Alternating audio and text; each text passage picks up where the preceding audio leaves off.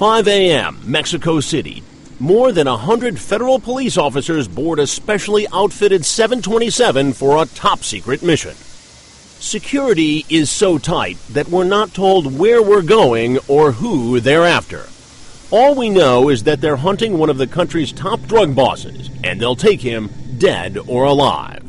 We mount cameras on the commandos' helmets during the flight. After an hour, we land somewhere in the mountains, where a source finally gives us the background.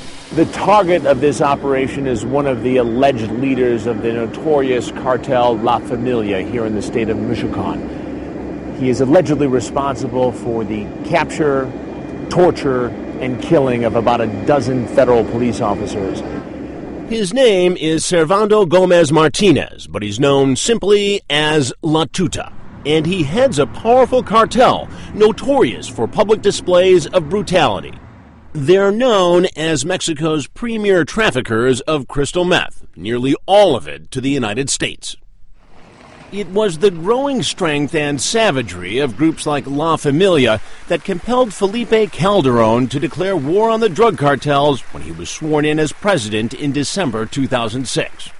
Former Mexican Foreign Minister Jorge Castañeda says Mexicans liked the idea. They thought it would be easy, it would be quick, and it was a way of showing the flag, showing muscle. And the U.S., knowing Mexico was fighting to keep drugs off America's streets, pitched in. Congress made a $1.4 billion pledge to Mexico's war chest. But Mexico has been fighting an uphill battle, made worse by a river of weapons flowing into the country, which has meant the cartels are often better armed than the government that's fighting them. And America's hunger for illegal drugs keeps the cartels rich, which means they can also afford to pay Mexican police more than the government can. That's a problem, a big problem. While many of these men are risking their lives to pursue the cartel boss, there's a real possibility that one of them secretly works for the criminal kingpin. Still, we follow along. From the airfield in Michoacan, the police board Blackhawks to fly to the town where La Tuta, the drug boss, had been only that morning. But where was he? They managed to arrest an alleged lesser member of the cartel. But La Tuta himself slipped away. They couldn't find him. Still haven't. Surprise you? No, because there's tip-offs. They have a lot of sources everywhere in governments, and so they're very well protected. And this appears to be the way in Mexico, a country which seems to have the boot of the cartels on its throat, where more than 36,000 people have been killed in drug-related violence. Last year alone, it was 15,000. Entire towns have emptied out, innocent inhabitants fleeing the mayhem. But nowhere has the bloodletting been more fierce than this place, dubbed Murder City, Ciudad Juarez. Just across the border from one of America's safest cities, El Paso, Texas, Juarez, with a population of 1.5 million, has long been notorious for murder. Among the dead, 2 journalists, both executed in mafia-style hits.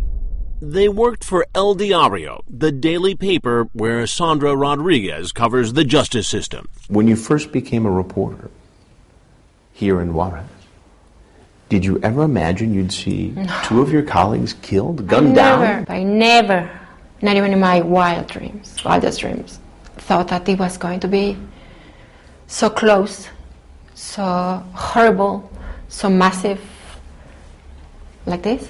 Never. They never found out who killed those reporters or why. Now, the violence has reached an epic scale. 2 big cartels are waging an all-out war for control of the Juarez drug market, using thousands of young gang members as their foot soldiers. In this city, an average of 11 people were murdered every day last year. And less than 3% of those murders are ever prosecuted. Less than 3%, one of the lowest rates in the world. What does that say about the judicial system? It's a total failure A total failure. in my book. Rodriguez saw too many times how the state's failure to prosecute crime feeds on itself, and is now writing a book about this climate of impunity. Impunity is the when the state is unable to prosecute and punish crime. And what does that result in? The result, as you may imagine, if you not punish crime, the message that you are sending is that you can Get away with murder. and commit any crime, exactly. But to really appreciate just how far this impunity goes and how the drug war and violence are affecting Mexico, you need to know what happens to those who have nothing to do with the gangs and cartels, people who get caught in the middle. You need to know what happens to the innocent, like this young resident of Juarez named Ruby Freire Escobedo. She was a beautiful girl. She was a teenager. Her brother Juan was 14 years older than Ruby, and growing up he took care of his youngest sister, while their single mother Maricela worked as a nurse. Ruby's sunny disposition brought the family together, and they doted on her. Spoiled. Spoiled. She was spoiled. How close were the two of you? She was real close to me, actually. When she ever had a problem, she always run to me. Though she was just 16, Ruby already had a baby daughter with her boyfriend, Sergio Barraza. Ruby's family, especially their mother, Maricela, didn't approve of Sergio. He was 8 years older than Ruby. He was reputed to be a member of a street gang, and he'd had a few run-ins with the law over his explosive temper. So the couple lived on their own, and Maricela tried to give them space, and it went on like that until one day in 2008. Her brother Juan had been alarmed that he hadn't heard from Ruby for weeks. One day I got to the apartment and there was nobody there. And what did you think had happened? It was a note in there that she was having a lot of problems with her boyfriend, and they were going to try to live in another place. That was the last thing that I heard at that point. Ruby had disappeared, so they did what any frightened family would do. They went to police, and it was then they got their first taste of a justice system that seemed to want nothing to do with their problem. They said that they weren't able to do nothing about that. Why? Because they needed to wait, I don't know if 3 months or... 3 months? I don't remember the exact time, but they said that we need to wait. So the family waited.